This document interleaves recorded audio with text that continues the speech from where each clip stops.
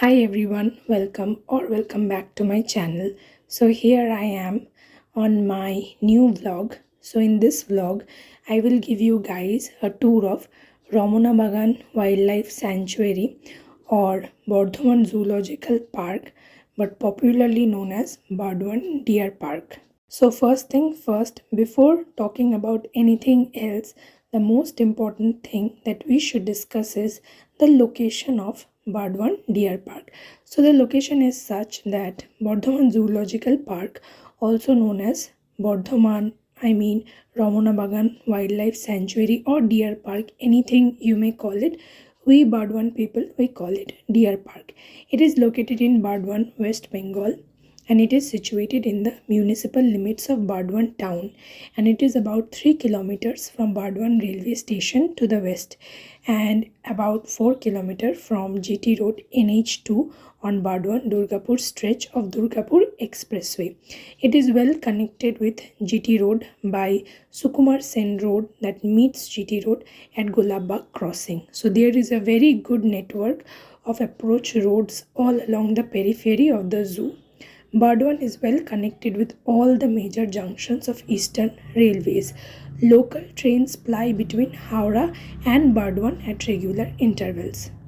This location information is important for the people who are coming outside of Burdwan town. If you are living in the town itself, then you don't need to worry about location because it is a very well known location and the people of Burdwan know it. But I'm telling this location for the people who wants to come outside of the town. Okay, so now let's talk about the entry fee. The park's entry fee is rupees 10 for kids up to 5 years of age and rupees 25 for anyone above 5 years. We went to this park in the month of November 2025 when winter was just knocking on the door. Another information that you need to keep in mind is that the park opens at 9 a.m. in the morning and it generally closes around 5 p.m. in the evening. It operates every day in a week from Monday to Saturday, but Thursday is exceptional. Most often, Thursdays, Deer Park is closed, so you should check the timings online and everything whether the park is open or closed before visiting. This Ramnabagan mini zoo is spread over an area of 14.31 hectares. This forest patch is under the control of Divisional Forest Officer Burdwan Division, who acts as ex officio director of the zoo. The area was declared as reserved forest in 1960. While roaming around, we stumbled upon a bear that was spinning its head non-stop in the air. The crowd was really cheering, saying it was dancing. Everybody was calling it dancing bear. Everyone was recording that sight in their mobile phones. It was really quite a sight. Not sure if it was trained or it was just having a crazy day. I haven't seen anything like this before. I don't know if it was really in pain or something else, but it was something really fun to watch. In the year 1978, this area was converted into a deer park with the introduction of 6 spotted deers. Subsequently, the whole area has been declared a wildlife sanctuary. Later on, subsequently, a mini zoo was approved by Central Zoo Authority within the wildlife sanctuary area. This zoo has been renamed as Bardhaman Zoological Park and it has been recognized as a small category zoo. There is a Ramnabagan Nature Interpretation Center which offers facilities within the Ramnabagan Wildlife Sanctuary, offering a blend of forest experiences, mini zoo, and nature education with well maintained paths for visitors to see animals like deers, leopards, and birds, serving as an accessible ecotourism spot for learning about local biodiversity. The first thing that we observed after our arrival were 2 leopards in their enclosure. One of the leopards was resting on a tree branch, its camouflage so effective that it was almost imperceptible, leading to an initial mistaken identification as a tiger. The second leopard was seated very calmly on the ground, observing the people, the surroundings with a very tranquil demeanor. The zoo is definitely a heaven for nature enthusiasts, spread across a vast area with lush greenery. The serene environment and diverse flora make it an ideal spot to unwind and connect with nature. A visit here is sure to be a refreshing experience for those who love the outdoors. We then spot a stout bird with dark plumage in a rather dimly lit enclosure, making it tough to discern its original colors.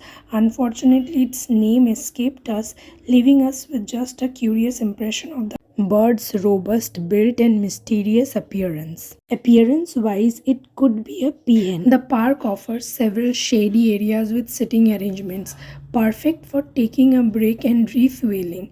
Visitors can relax and enjoy their food in these tranquil spots, making it a great place to unwind after a walk. Visiting the Bardhaman Zoological Park during winters is ideal. The park's vast area and abundance of animals means lots and lots of walking, which can be challenging during summer's heat. With direct sunlight and limited shade, winters are always better for a comfortable visit. Then comes the peacock. The peacock was super beautiful. The peacock was stunning, flaunting its vibrant feathers like it was wearing a designer outfit. Visitors were cheering for it to dance, but it gave them a "you want a show? No such luck" vibe. Such a diva. Still, its majestic attitude only added to the charm. Okay, so next we spotted two turtles in a very curious position. One was resting calmly while the other had its front legs on the first turtle's shell. Kind of, I don't know what they were trying. Maybe one turtle was trying to get the another's attention. The moving turtle's action had visitors giggling, unsure about what was going on. The park also has adequate washroom facilities as confirmed by the authorities on site, ensuring visitors can comfortably explore the premises without any concerns. Here, the crocodile's mouth was wide open the entire time. The entire time we were at the zoo, the crocodile's mouth was wide open. I don't know why it was in that position the entire time. So everybody was wondering that it is in that position waiting for its food to come near its mouth. And the park's signboards also featured images of animals, including a fox, and there was written Amra Biponno, which means we are endangered. These type of labels highlights the urgent need for conservation efforts to protect this species and raise awareness about their dwindling numbers. There is no canteen inside, but there is one at the entrance and multiple cafes outside. Since it's a kind of trek between cages, you need minimum an hour to cover the whole park. I would say it is best to pack some snacks and a water bottle. Trust me, you'll thank yourself later. Just find a shady spot, take a deep breath, and enjoy the views. Don't rely on canteens, just come prepared. Okay, so we spotted some deers also. They were just on the opposite side of alligators or maybe crocodiles. I find these two completely similar, but there are scientific as well as biological differences, which is difficult to catch for people like us. So let's get back to deers. So the deers were in a very big open area and I had to look very closely. At first, I couldn't find them, so I was just wondering for exactly what purpose they left this much of huge space until my cousin pointed them out. They were very far away, like maybe 1 kilometer or maybe more than that. And you know how epic is Android's picture quality, so please don't get any high hopes from me. But the deers were stunning with very massive tree trunk like horns. Okay, so now coming back to the alligator or crocodile, whatever one was chilling. The other was also chilling with its mouth wide open. I don't know, maybe it was doing its morning facial exercise. Who knows what was going on in its mind? The Ramnabagan Wildlife Sanctuary is also a home to some amazing old trees that provides great shade. Now it is said that the rulers of Bardhaman, specifically Maharaja Dhiraj, was involved in planting some of these trees as a part of tropical deciduous plantation. The park features tall trees like teak, sal, along with other species like codbales, dumur, jamun, and so on, creating a serene atmosphere. There is a water stream in the park completely covered in green moss. You can't even see the water, it's like a green carpet. Next, we tried spotting porcupines, but their enclosure was super dark. It was hard to catch their glimpse. Did you know that porcupines are nocturnal and they have very super pricky quills? We did not get a great look, but we are hoping to see them better next time. So when we spotted the two turtles back again, I was talking about them that one was, trying to get over the other one. So one was a big mama turtle and the other was tiny baby turtle. The little one was following its mama, trying to climb on her back. It was so cute. It was trying to get its mother's attention like we human beings do.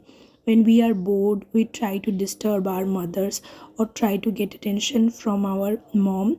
So it is the same in every species. They were walking very slowly, enjoying their peaceful afternoon. As we watched the mama and baby turtle, we spotted another turtle lying still on the ground. Actually, I skipped it first or I overlooked at first. So, another visitor, he was shouting that, is this turtle alive or dead? Then I saw that it was lying completely lifeless. So, the visitors were curious to know whether it was alive or just taking a nap. So we waited and watched, and finally it moved a tiny bit. It was relief to see that it was living. I mean, it was not dead. Then we spotted some emus. Emus are actually large, flightless bird native to Australia. They are known for their distinctive appearance and impressive running abilities. They can reach speeds up to 30 miles per hour. Impressive, isn't it? So, emus and ostriches do look very similar, but emus are comparatively more taller and slender. They have, more longer legs as compared to ostriches, and their necks are also longer as compared to ostriches, and they have three toes on each foot. But on first appearance, if you just see emus, you may also think that these are ostriches. One thing is that the deer park had peacocks scattered around, adding splashes of color to the scenery. We spotted a few in different areas. I guess it's a nice way to attract visitors and showcase these gorgeous, colorful birds. Before entering the deer park, everyone had to step into a deep red solution with their shoes on. It was some kind of a disinfectant, and they said that it had some kind of vaccine to kill germs. No one was allowed to skip it, and everyone stepped into first with their shoes on before heading into the park. Okay, so right next to emus was the peacock space. We then spotted a female golden pheasant. It is also called Chinese pheasant or rainbow pheasant. It has various names. The bird's female version is pale brown in color, while the male ones have a colorful appearance like yellow crown, dark wings, and red underparts. That is why it has been given the name rainbow. The female looks a bit dull as compared to the male ones. Like we have the peacock and peahen, it's the same case. The male one is very colorful, but the female is not colorful. Not a bit colorful like the male. It's a very shy bird and mainly found in dark and dense woodland. In this Burdwan Zoological Park, we can only spot the female one. I guess they don't have that male golden pheasant bird and the female one standing in the front. So I guess they only have a female one. And as they are very shy, it can be that the male one was hiding from the visitors. But there are very less possibilities. I guess it only has the female one.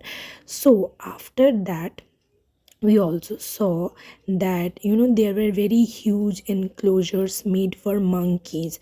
It was super long and covered from all sides so that they cannot escape. Weirdly, we did not spot any monkey. I guess they were hiding or they went for some monkey adventure. And also I saw some branches, tree trunks in smaller pieces were cut into their enclosure. I don't know what that meant. Maybe it is made for the monkeys only. With this, I came to the end of my video. Thank you for watching.